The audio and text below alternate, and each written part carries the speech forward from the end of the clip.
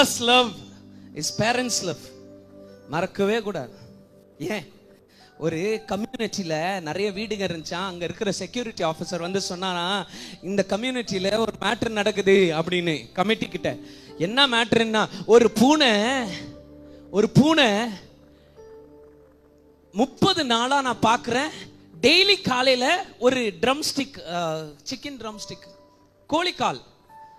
கோழியோட தொட பீஸ வாயில வச்சுக்கிட்டு ஒரு பூனை எடுத்துட்டு போகுது நான் பார்க்கிறேன்.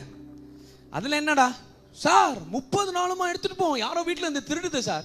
சரிடா, அதுல என்ன கண்டுபிடிக்கணும் சார். சரி, போய் கண்டுபிடினாங்க. அவன் போறானா பூனை பின்னாடி.